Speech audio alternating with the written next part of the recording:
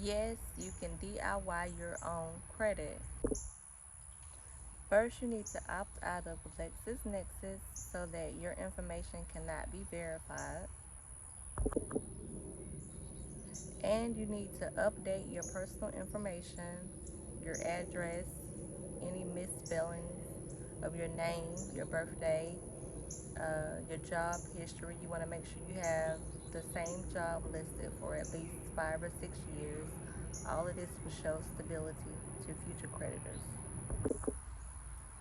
Next, you want to look for errors on your accounts, like account numbers, account balances.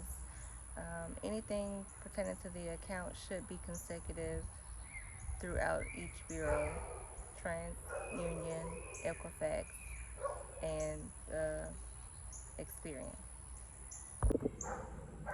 After you complete the dispute process, you want to start to add positive accounts to your credit, primary accounts, or you can also add authorized users to your account to give your credit a boost. That would be if someone else has a credit card that they have positive history with and they pay their bills on time.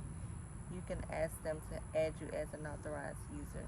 That wouldn't give you access to their account, which they would probably like, and you would still get the benefits of having a good payment history and that account balance on your credit.